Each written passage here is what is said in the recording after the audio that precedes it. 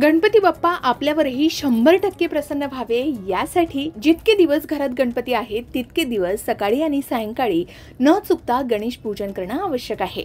मग त्यासाठी घरी स्थापन केलेल्या बाप्पाची दररोज पूजा कशी करावी, कोणत्या गोष्टींचं पालन करणं आवश्यक आहे, चला जाणून घेऊया। वक्रतुंड महाकाय सूर्यकोटी समप्रभ निर्विघ्नं कुरु मे देव सर्व कार्येषु सर्वदा। 14 विद्या 64 कलांचा अधिपती गणपती बाप्पा हे अभालवृद्धांचं आराध्य दैवत। तो समरांगणात अग्रस्थानी लढणारा, आनंदाच्या प्रसंगी मनसोक्त नाचणारा, गोडधोड आवडीनं खाणारा, शिक्षणाची आवड आणि आस्था बाळगणारा, असा सर्वांना आदर्श वाटणारा गणपती बाप्पा आहे। भाद्रपद शुद्ध चतुर्थीला भारतातील कोट्यावधी घरात गणपती बाप्पाचं आगमन झालं आणि त्यांच्या पार्थिव मूर्ती आणून पूजन केलं गेलं। 27 ऑगस्ट रोजी गणेश चतुर्थीच्या दिवशी घरोघरी बाप्पांचं पूजन करण्यात आलं। अनेक दुर्मिळ शुभयोगात या गणेशोत्सवाची सुरुवात झाली। यावेळी गणेश चतुर्थीला दुर्लभ योग जुळून आले होते। यामध्ये सर्वार्थ सिद्धी योग, रवी योग, प्रीती योग, इंद्रयोग आणि ब्रह्मयोग यांचा समावेश आहे। त्याचबरोबर महालक्ष्मी योग, महाभाग्य योग, लक्ष्मी नारायण राजयोगही जुळून आले होते।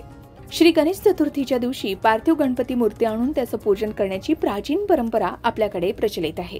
1.5 दिवस, 5 दिवस, 7 दिवस, 10 दिवस अशी गणपती सेवा केली जाते।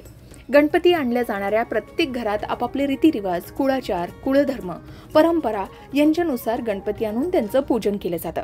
परंतु केवळ पहिल्याच दिवशी पार्थिव गणपती पूजन केलं म्हणजे झालं असं नाही, तर मंडळे असो किंवा घरचे गणपती, जितके दिवस गणपती बाप्पा आपल्या घरात आहेत तितके दिवस गणपतीची सकाळी आणि सायंकाळी शास्त्रशुद्ध पद्धतीनं पूजा होणं आवश्यक आहे असं सांगितलं जातं।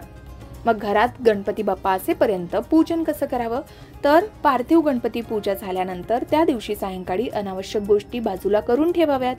फुलं, दुर्वा, धूप, दीप आणि नैवेद्य दाखवावा। आपतेष्टांसह आरती करावी। मंडळाचे गणपती असतील तर आरती अधिक उशिरा घेऊ नये। 1.5 दिवसाचे गणपती बाप्पाही अनेक घरात असतात, अशा घरी अधिक वेळा आरती केली जाते, परंतु अधिक रात्री उशिरा आरती करू नये। रात्री झोपण्यापूर्वी गणपती बाप्पांच्या आजूबाजूची जागा स्वच्छ करावी। शक्य असेल तर भजन, गीत, संगीत, वादन करून जागरण करावी। रात्री झोपण्यापूर्वी गणपती बाप्पाला मनोभावे नमस्कार करावा, प्रार्थना करावी। दिवसभरात जी सेवा झाली त्याबाबत कृतज्ञता व्यक्त करावी आणि अनावधानानं काही चुका झाल्या असतील तर त्याबाबत क्षमा याचना करावी। एवढंच नाही तर दुसऱ्या दिवशीपासून दररोज सकाळी पूजा लवकर करावी। षोडशोपचार पद्धतीनं पूजन करणं शक्य नसल्यास पंचोपचार पद्धतीनं पूजन करावं। पूजा झाल्यावर विविध गणेश स्तोत्र, गणपती अथर्वशीर्ष, गणेश सहस्त्रनामावली म्हणावी। तसेच गणपती बाप्पांच्या मंत्रांचा किमान 108 वेळा किंवा यथाशक्ती जप करावा। मुलांनाही स्तोत्र शिकवावीत, दुर्वा निवडण्यास शिकवावं। फुलं आणि पत्री यांची माहिती द्यावी।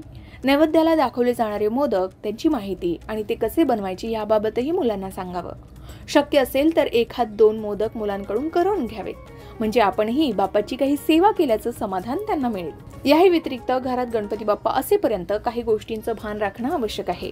ते म्हणजे गणेश मूर्ती समोरचा भाग नेहमी स्वच्छ ठेवावा। फळे आणि नैवेद्य वेळोवेळी काढून घ्यावीत। प्रसादाचे सर्वांना वाटप करावेत। फळांची आणि पेढे इत्यादींची योग्य व्यवस्था करावी। घरात गणपती असेपर्यंत न चुकता प्रतिदिन सकाळी आणि सायंकाळी पंचोपचार पूजा करावी। पूजेतील फुलं ताजी, स्वच्छ आणि नीटनेटकी असावीत। अशीच फुलं बाप्पाच्या पूजनात वापरावीत। अखंड दिव्याचा संकल्प केला असेल तर त्याकडे वेळोवेळी लक्ष ठेवावं। घरातील वातावरण अगदी आनंदी, सकारात्मक असावं। गणपती बाप्पाची सदैव आपल्यावर कृपा राहावी यासाठी अनन्यसाधारण भावाने सेवा करावी।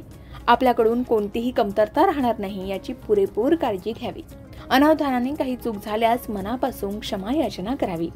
तर अशा पद्धतीनं जर आपण बाप्पांची सेवा केली, जेवढे दिवस आपल्याकडे बाप्पा आहेत तेवढे दिवस ही मनोभावे सेवा करणं आवश्यक आहे, ज्यामुळे नक्कीच बाप्पाचे 100% आशीर्वाद तुम्हाला लाभेल आणि बाप्पाही प्रसन्न राहतील।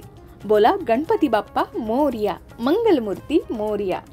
तुमच्याकडे गणपती बाप्पाचा मुक्काम किती दिवस असतो? कमेंट करून नक्की सांगा। अशाच प्रकारच्या माहितीपूर्ण व्हिडिओसाठी लोकमत भक्ती चॅनलला नक्की सबस्क्राईब करा आणि बेल आयकॉनला क्लिक करा, म्हणजे आमच्या नवनवीन व्हिडिओचं नोटिफिकेशन तुम्हाला मिळत राहील। तसेच योग्य आध्यात्मिक मार्गदर्शनासाठी लोकमत भक्तीच्या फेसबुक पेज आणि इन्स्टा पेजला लाईक आणि फॉलो करायला विसरू नका।